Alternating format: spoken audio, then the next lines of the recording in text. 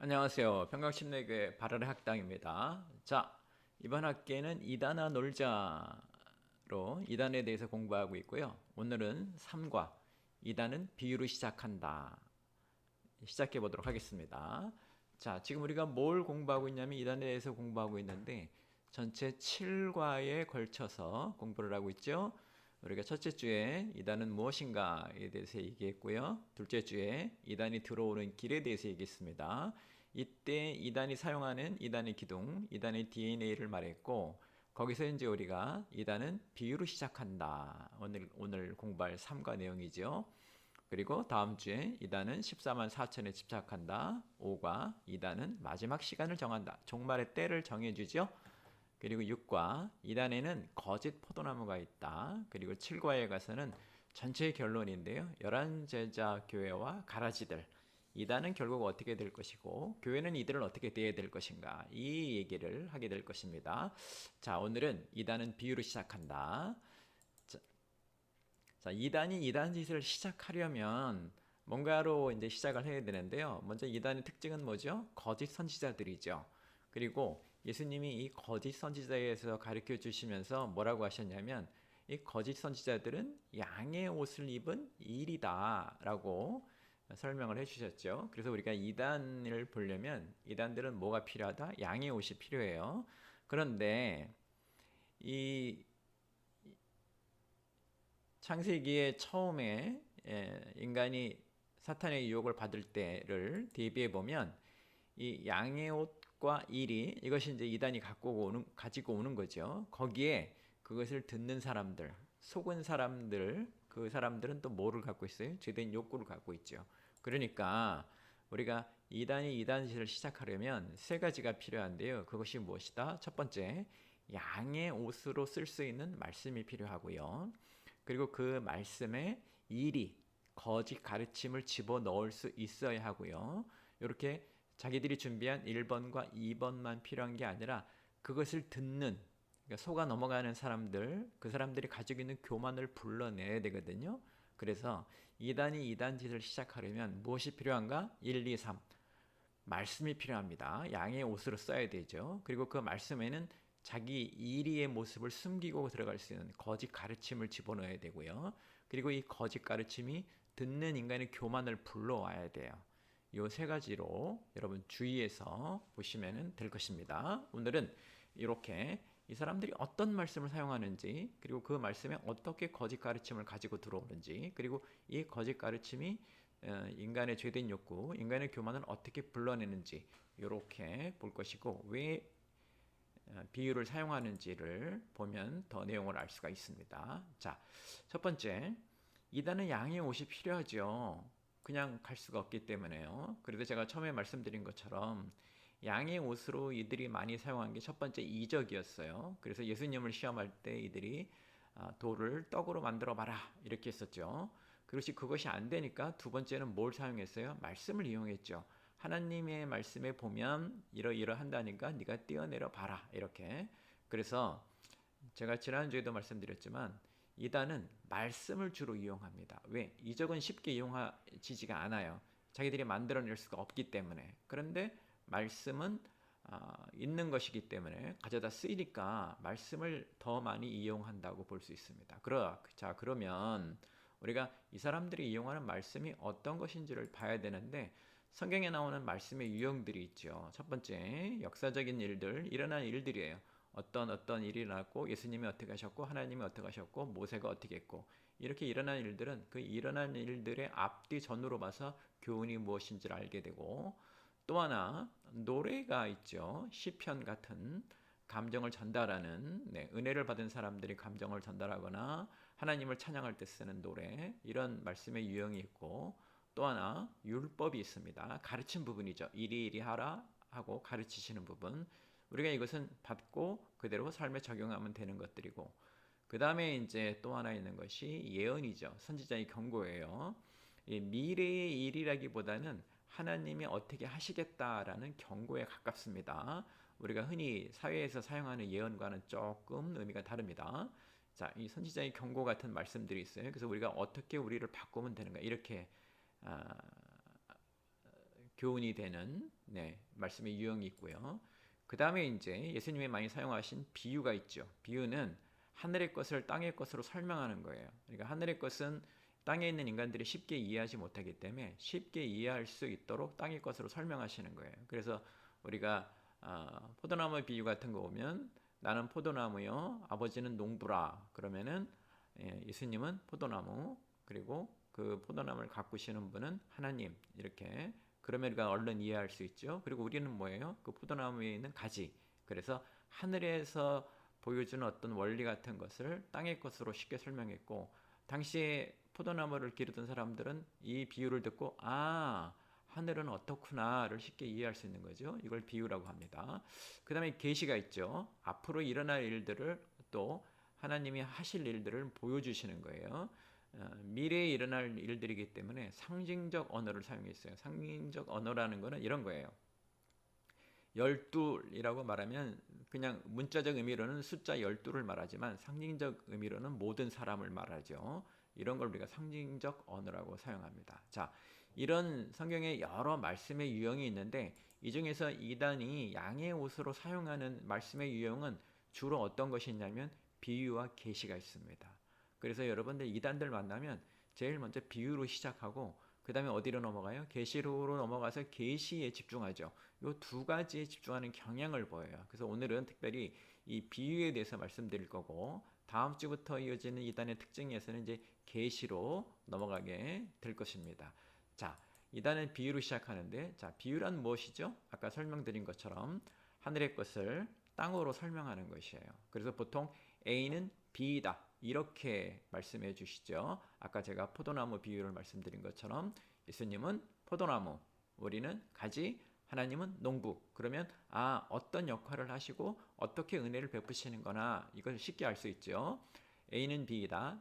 예수님은 포도나무, 우리는 가지, 하나님은 농부. 이게 A는 B이다. 그러니까 A를 그냥 말하면 하나님, 예수님을 말하면 얼른 못 알아듣기 때문에 그것을 알기 쉽게 설명해 주기 위해서 예수님은 포도나무 같은 분이고 하나님은 그걸 기르시는 농부고 우리는 가지다. 이렇게 A는 B이다. 예, 형태를 취하게 되어 있죠.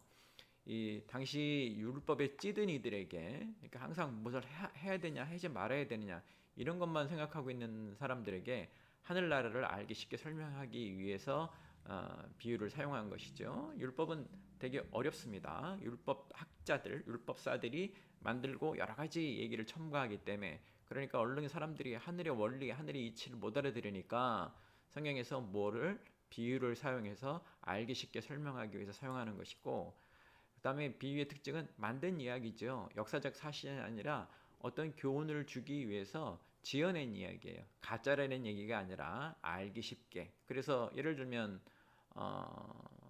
탕자의 비유 같은 거는 진짜 일어난 일이 아니라 이런 있을 법한 얘기를 통해서 하나님이 하늘 아버지의 사랑을 보여주는 이렇게 만든 이야기 이렇게 다른 거죠. 그러니까 성경에 나오는 역사적인 일들, 실제 일어난 일들과 만든 이야기 이게 다른 것처럼 비유는 그렇게 만든 이야기가 되고 이 율법으로부터 자유로운 예수님이 즐겨 사용하셨죠. 예수님은 말씀 자체이시고 말씀을 주시는 분이기 때문에 당시 모든 신앙인이 율법에 찌들어 있었는데 그것으로부터 자유로운 예수님이 야 그렇게 어렵게 하늘을 이해하지 말고 이렇게 알면 쉬울 거다 해서 예수님이 즐겨 사용하신 것 요게 이제 우리가 말하는 비유라고 말합니다. 근데 문제가 되는 건 뭐냐면 비유 자체가 아니에요. 비유가 문제가 된 게 아니에요. 이단은 비유로 시작하는데 비유가 문제가 있어서 문제가 되는 것이 아니라 문제는 뭐냐면 비유를 해석하는 방식이에요. 이단이 비유로 시작하는 이유는 이 비유를 해석하는 방식을 잘못 사용하기 때문에 그렇습니다. 자기들이 이용하기 쉽게 되어 있는 것이죠. 그래서 첫 번째 오해하지 마실 게 비유가 문제가 아니라 그 비유를 해석하는 방식이 문제다. 이렇게 보시면 되고요. 자, 그럼 우리가 이제 비유 해석에 대해서 얘기를 해봐야 되겠죠. 비유 해석에 있어서 문제가 된 건 알레고리적 해석이에요. 이게 좀 낯선 말일 수도 있는데요. 알레고리 해석이라는 것은 풍유적 해석이라고 말하는데 동화책이나 옛날 이야기 등에 주로 많이 사용하는 것들이죠. 그래서 문학에서 예전에 많이 사용했던 은유적 방식이에요. 이것의 문제점은 뭐냐면 비유의 모든 것에 지칭하는 대상이 있다. 아까 말씀드렸죠? A는 B이다. 근데 모든 A는 B가 있다. 이렇게 해석하는 것인데요. 예를 들면은 탕자의 비유에서 거기서 나오는 무슨 돼지 열매, 두엄 열매 이런 것들은 다 어떤 의미가 된다. 멀리 있는 건 무슨 의미다. 이렇게 모든 것에 지칭하는 대상이 있다는 방식으로 풀이하는 거예요. 이걸 알레고리 해석, 풍의적 해석이라고 그래요. 그래서 거기에 나온 그 비유는 만들어진 얘기라 그랬죠. 거기에 나오는 모든 요소들이 전부 어떤 의미를 갖고 그것이 무엇이다 이렇게 말하는 것인데 이게 이제 문제가 되는 이유가 있습니다.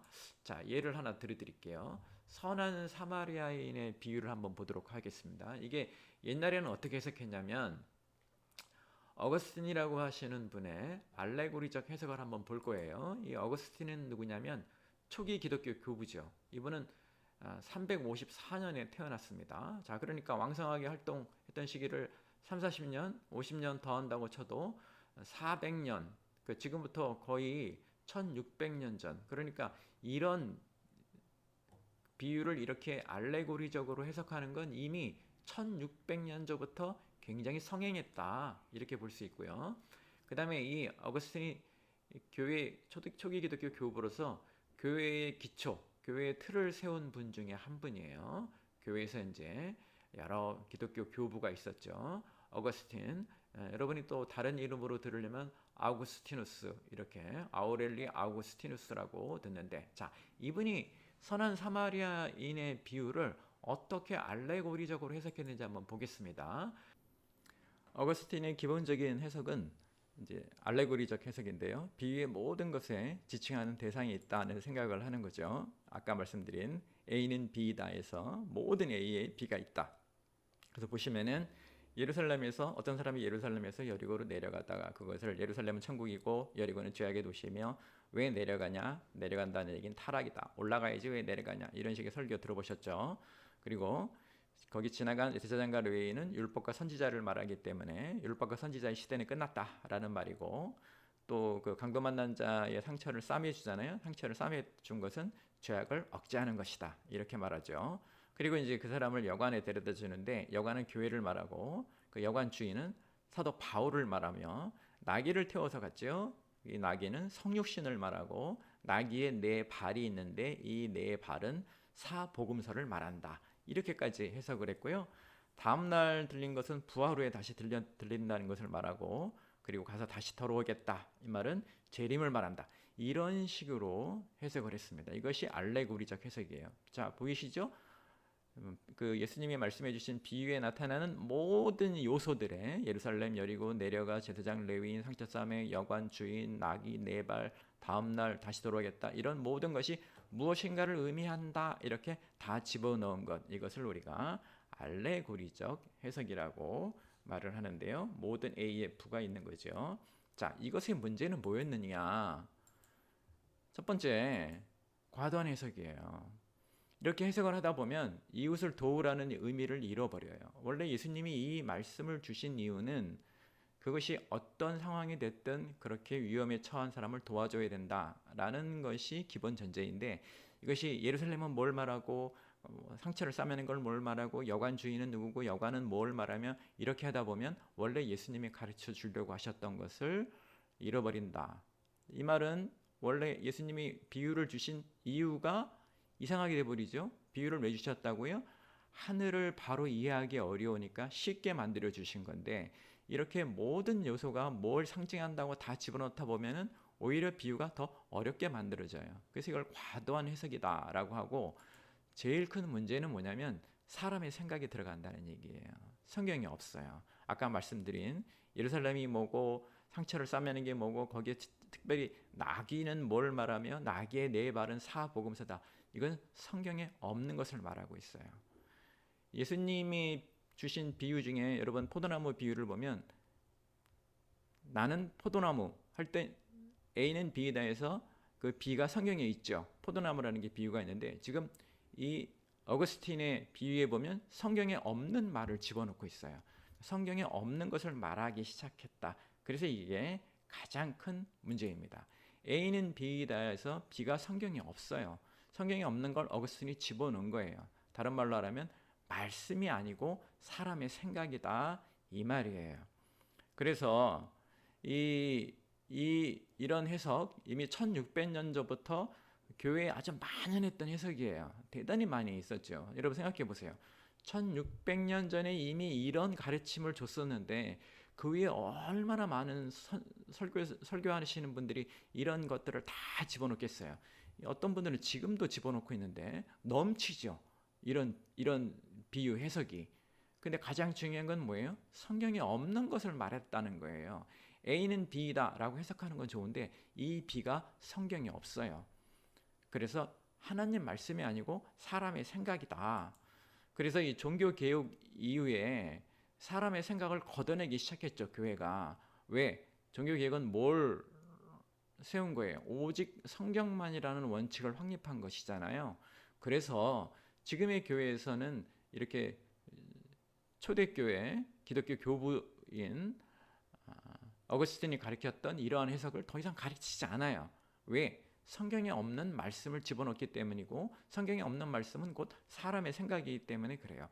그것이 좋은 것이든 아닌 것이든 우리는 성경에 없는 것들을 집어넣지 않습니다. A는 B이다라고 해석하는 게 비유인데 그 B가 성경에 없으면 우리는 말하지 않습니다. 이게 교회의 기본 원칙이고 신앙의 기본 원칙입니다. 이런 걸 말하는 사람들 때문에 골로새서에서는 우리에게 뭐라고 말해요? 누가 너희에게 철학과 헛된 속임수 그리고 사람의 유전, 세상의 초등 학문으로 너희들을 노력해서 너희들이 사람의 유전이나 세상의 초등 학문을 쫓는 것이 아니냐라고 꾸짖으시죠. 그래서 우리가 여기서 나오는 그런 알레고리적 해석, 어거스틴의 과도한 해석을 받아들이지 않습니다. 그것이 좋은 의미든 나쁜 의미든 또는 그걸 설명해 줌으로 인해서 비유를 더 잘 알게 됐든 또는 모르게 됐든 우리의 기본 원칙은 뭐예요? 말씀에 손대지 말라. 말씀에 손대시면 안 돼요. 빼지도 더하지도 말라 이 말이에요. 한 점 회닉도 더하거나 뺄 수가 없어요. 이것이 교회의 기본 원칙이고 기독신앙의 기본 원칙이에요. 알레고리 해석의 문제는 이거예요. 말씀에 손댄다 이 말이에요. 없는 것을 집어넣는다 이 말이에요. 그래서 여기서 재밌는 건 A는 성경에 있어요. B는 성경에 없는 거예요. 자, 그러면 이것을 가져다가 가르치는 이단의 비유 가르침의 문제는 뭔가? 이단의 비유 가르침은 기본적으로 알레고리 해석을 합니다. A는 B이다 해서 성경에 없는 B를 강조해요. 그러니까 들어보지 못한 말을 하기 시작하는 거예요. 근데 들어보지 못한 말이 아니라 뭐 옛날에 많이 했는데 교회가 그거는 사람의 생각이고 하나님의 뜻이 아니다라고 해서 다 걷어낸 것을 가지고 와가지고 그 B를 강조하기 시작한 게 이게 이단의 성경 해석이에요. 그래서 이 사람들은 A는 양의 옷으로, A는 성경에 있는 거니까요. 그러니까 양의 옷으로 이용하고 B, 그 A가 뭐다라고 하는 B는 자기들이 가지고 있는 거짓 가르침을 집어넣어서 거짓 가르침으로 이용하고 있습니다. 그래서 이들이 가르치는 비유는 말씀인 것 같지만 말씀이 아니에요. 성경에 없는 거예요. 자신들의 생각을 가르치는 거예요. 아까 제가 말씀드린 대로 이미 1600년 전 굉장히 유행했던 그런 방식인데 교회가 오래전부터 걷어냈어요. 왜? 사람의 생각이니까. 오래전부터 걷어낸 사람의 생각을 다시 끌어온 것이 이단이 사용하고 있는 비유, 거짓 가르침이에요. 다시 말하면 성경이 아니고 성경 소설이에요. 성경을 가지고 지어낸 얘기라고요. 자기들은 성경을 가르친다고 말을 하죠. 근데 성경이 아니에요. 왜? 성경이 없어요. A는 있어요. B는 없어요. 근데 이 사람들은 이 B를 강조해요. 이걸 우리가 성경 소설이라고 말하는 거예요. 결국 하나님이 아닌 사람의 생각을 믿게 만드는 것, 이게 이단의 비유 가르침이에요. 그래서 잘못된 거예요. 제가 들은 최악의 이단의 비유 가르침은 어떤 것이 있냐면 이렇게 말하는 사람들이 있더라고요. 가나의 혼인잔치에서 예수님이 물을 포도주로 만드셨는데 그때 항아리가 있었는데 그 항아리가 무엇인지 아느냐라는 질문을 받았어요. 이것이 왜 최악의 가르침이냐면 가나의 혼인잔치는 비유가 아니라 역사적 사실이에요. 예수님이 직접 하신 일이라고요. 이런 해석은 비유에서만 이런 해석이 가능해요. 거기에 항아리가 있었는데 이 항아리가 뭔지 아느냐 이렇게 말하는 건 비유에서만 가능한데 가나의 혼인잔치는 비유가 아니에요. 그런데 이 사람들은 가나의 혼인잔치도 비유로 해석을 해요. 역사적 사실도 비유로 해석해요. 왜 그럴까요? 역사적 사실에도 자기들의 거짓 가르침을 집어넣으려고 하는 거예요. 그래서 결국은 어떻게 돼버린 것이냐? 가나의 혼인잔치를 만든 이야기로 만들어버려요. 예수님 직접 하신 일을 예수님 하신 일이 아니고 지어낸 이야기처럼 만들어버리는 게 이 가나의 혼인잔치에 나타나는 항아리가 무엇을 의미하는지 아느냐라는 질문이에요. 가나의 혼인잔치를 만든 이야기로 만들어버리는 이런 잘못을 범하고 있는 거예요.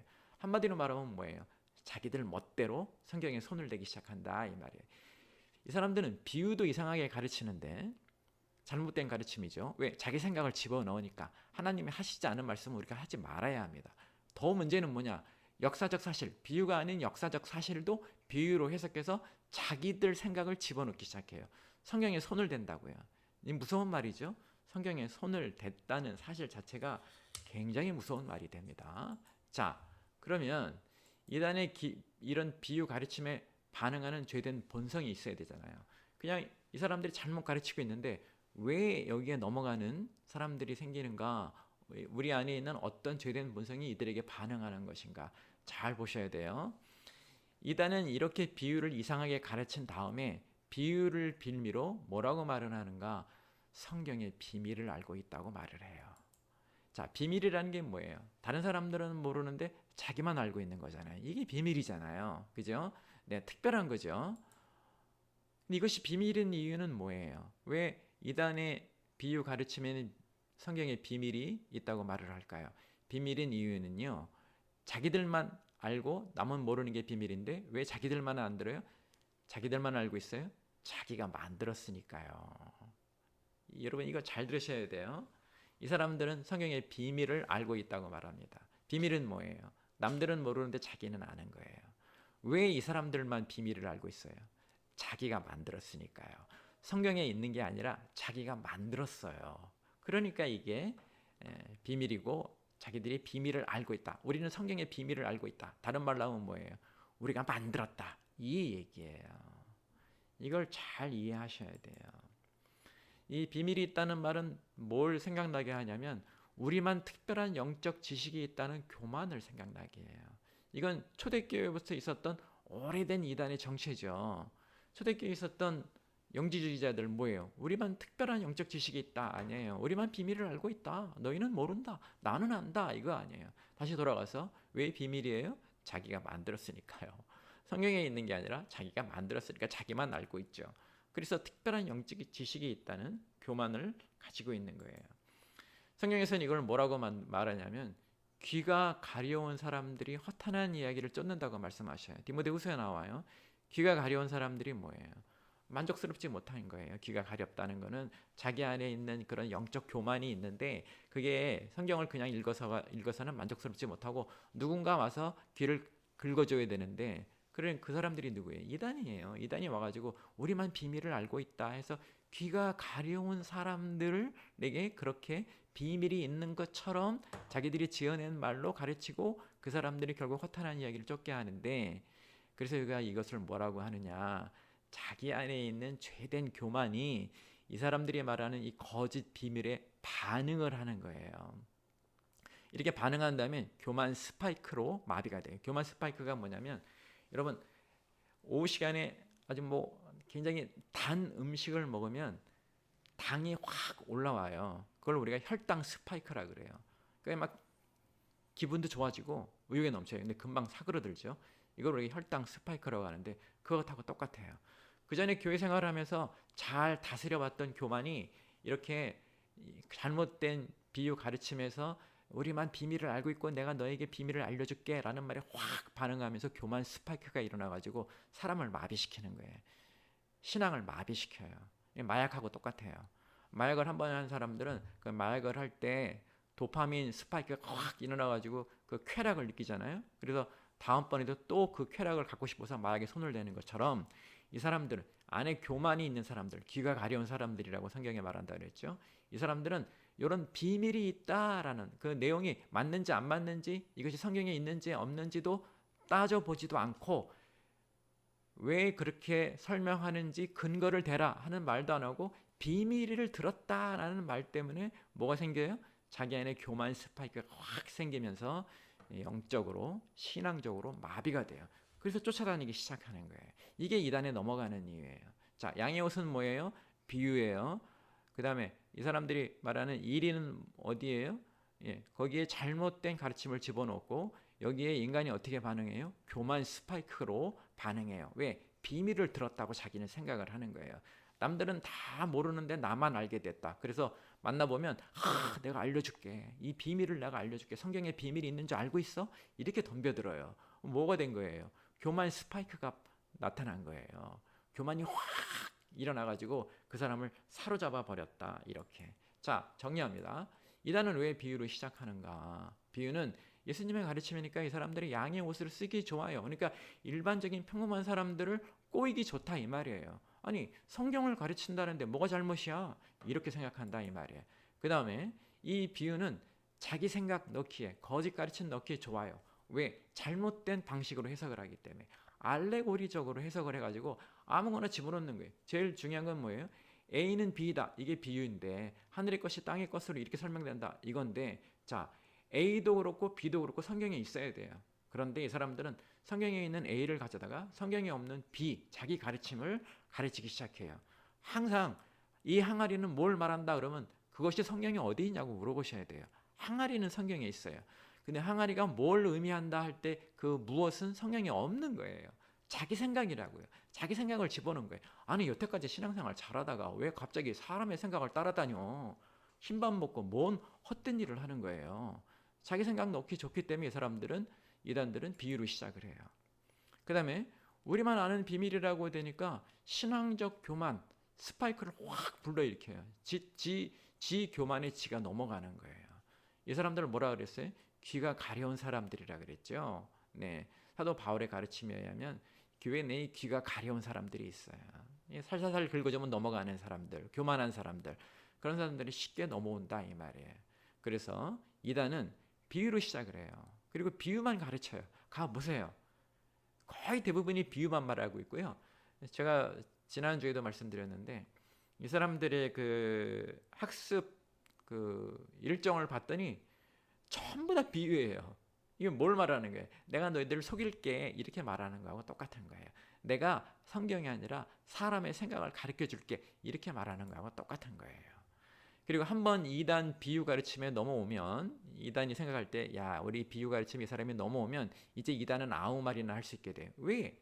성경을 가르치는 거니까 이제 A는 성경에 있는 거죠. B에는 지들이 원하는 대로 아무 말이나 집어넣는 거예요. 그랬더니 뭐 코로나 주사를 맞으면 666을 맞는 것이다. 이런 우리가 들으면 이렇게 황당한 생각을 할 수가 있나 하는 것도 믿기 시작하는 거예요. 왜? A에 넘어갔거든요. 그러니까 B를 아무거나 갖다 붙여도 다 넘어간다. 이렇게. 그래서 여러분 이단들 만나면 일반 교회 하나님이 세우신 교회하고 다른 점이 뭐냐면 일반 교회는 복음서를 가르치거나 로마서로 시작해서 당신이 죄인인 걸 설명하려고 들고 아니면 성경을 가르친다 그러면 창세기부터 차례대로 가르치려고 생각해요. 근데 이단들은 뭐다? 비유로 시작해요. 비유로 시작하고 비유만 가르쳐요. 그러면 이단일 확률이 높은 거예요. 이 페이지 중요합니다. 이단은 왜 비유로 시작하는가? 예. 자기들 마음대로 말씀에 손댈 수 있기 때문이고, 예. 그리고 말씀이잖아요. 말씀이니까 사람들을 쉽게 속이기 쉬워요. 그래서 여러분 이거 잘 보셔요. 네. 말씀이 아닌데 말씀에 넘어가는 거예요. 양의 옷 거기에 이리가 숨어서 들어오고 있는데 이 사람들은 자꾸 양의 옷만 보는 거예요. 근데 양의 옷 안에 숨겨진 그 이리가 내 안에 그동안 잘 다스려왔던 신앙으로 잘 다스려왔던 뭐를 불러내요? 교만을 불러내요. 그러니까 귀가 간지러운 사람들이 쏠딱 넘어가는 거예요. 이단에 넘어간 사람들한테 하는 말이 그 사람 신앙이 좋았고 순진했는데 이단에 넘어갔다? 그렇지 않습니다. 교만한 사람이에요. 자기 죄가 있어요. 그 교만이 확 불일 듯이 일어난 거예요. 순진한 사람 아니에요. 예, 여러분 잘 생각해 보셔야 됩니다. 자, 오늘은 여기까지고요. 다음 주에는 4가 이단은 14만 4천에 집착한다. 이어서 공부하도록 하겠습니다. 여러분 2단 주의하시기 바랍니다.